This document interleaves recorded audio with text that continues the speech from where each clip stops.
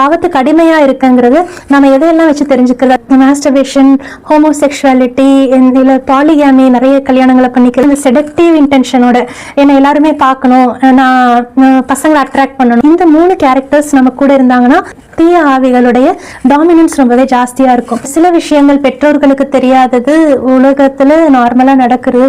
தனியா வந்த பிள்ளைய எதுக்காக ப்ரீஸ்ட் ரெசிடென்ஸ்குள்ள அலோவ் பண்ணணும்? எதுக்காக கெஸ்ட் ரூம் அந்த பிள்ளைக்கு கொடுக்கணும்? உங்க தங்கச்சிக்கு உங்க வீட்டு பிள்ளைங்களுக்கு நடக்கக்கூடாதுன்னு நினைக்கிறது எதுக்காக மற்ற பிள்ளைங்களுக்கு செய்யறீங்க? உங்களை ஆண்டவர் ஒரு பிரீஸ்ட்ன்ற ஒரு தகுதியோட ஆண்டவர் உயர்த்தி வச்சிருக்காரு.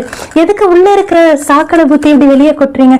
அவங்களுக்குன்னு வேணும்னா ஒரு சிலர் என்னனாலும் எப்படினாலும் யூஸ் பண்ணிப்பாங்க. தப்பு பண்றவங்க இதை வெளியே சொல்ல மாட்டாங்க. வெளியே அந்த பொண்ணு சொன்னா அவளுக்கு தான் அசிங்கம், நீ அதை சொன்னா உனக்கு தான் அசிங்கம்னு மிரட்டி அது அட்வான்டேஜ் எடுத்து தான் மிஸ்யூஸ் பண்ணிக்கிறாங்கிறது ஒரு விஷயம். பிஷப் ஹவுஸ்க்கே ஃபோன் பண்ணிங்கனாலும் கூட அப்ப ஃபோன் பண்ணி எடுக்கிறவங்க உங்களுக்கு நீங்க வேணா வேற பாரிஷ்க்கு மாறி போய்க்கோங்க, நீங்க வேணா வேற இடத்துக்கு போய்க்கோங்க அப்படி வேணா சொல்லுவாங்க. அந்த ஒரு எல்கேஜி குழந்தைகிட்ட போய் சைட் அடிக்கிற என்ன வார்த்தை இதெல்லாம்? இல்ல லட்டு மாதிரி இருக்காங்க பிள்ளைங்கிறதெல்லாம். எந்த பாவத்திலயுமே விழாதவங்க புனிதர்கள் கிடையாது. விழுந்து விழுந்து மறுபடியும் எந்திரிச்சு ஆண்டவரை பிடிக்கிறவங்க தான் செயின்ட்ஸ்.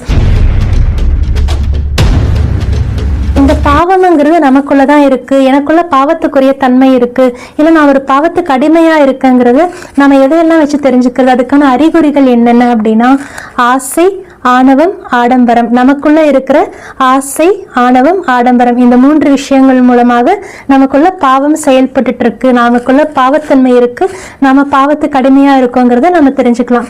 இந்த ஆசைங்கிறது எல்லாருக்குமே ஆசை இருக்கும். பிறந்த குழந்தையிலிருந்து கடைசியில நம்ம மண்ணுக்குள்ள போறது வரைக்கும் கடைசி வரைக்கும் ஏதாவது ஒரு விதமான ஆசை நமக்கு, இந்த விருப்பங்கள், எனக்கு இது வேணும், இந்த கிரேவிங்ஸ், இது எல்லாமே எல்லார்கிட்டையுமே இருக்கும் தான். ஆசை இல்லாதவங்க யாருமே கிடையாது. நாம அந்த ஆசை கடவுளுக்கு விரோதமாகவும் இன்னொருத்தருடைய அவங்களுடைய வாழ்க்கைக்கோ இல்ல அவங்களுடைய நிம்மதிக்கோ அவங்க நற்பெயருக்கோ இல்ல ஏதோ ஒரு பங்கம் அவங்களுக்கு விளைவிக்கிற மாதிரியோ அந்த ஆசை மற்றவங்களுக்கு தீங்கானதாக அமையும் போது அந்த ஆசை பாவமாக அமையும்.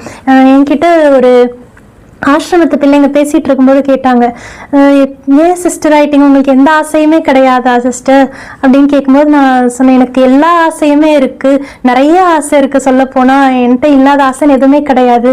ஆனா இது எல்லாத்தையுமே விட எனக்கு ஆண்டவர் மேல ஆசை ஜாஸ்தியா இருந்தது. என் ஆண்டவரை விட்டு கொடுத்து எந்த ஆசையுமே எனக்கு வேணுன்ற அளவுக்கு எனக்கு தோணல அப்படின்னு நான் சொன்னேன். அதுதான் ஆசைங்கிறது எல்லாருக்குமே இருக்கும். ஆனா அந்த ஆசை ஆண்டவரை காயப்படுத்தும், இல்ல அதனால மற்றவங்களுக்கு பயன் விளைவிக்காது, மற்றவங்களுக்கு ஏதாவது தீங்கு விளைவிக்கும் போது அந்த ஆசை பாவமாக இருக்கலாம். ஆணவம்ங்கிறது ப்ரைடு, ஏற்கனவே நாம பார்த்திருக்கோம். ஆண்டவருக்கு பிடிக்காதது இருமாப்புறைய பார்வை, இது ஆண்டவர் அறிவு இருக்கிற விஷயங்கள்ல ஒண்ணு. இந்த ப்ரைடு இருக்கும்போது நம்ம ஏற்கனவே பார்த்தது போல இந்த மாஸ்டர்பேஷன்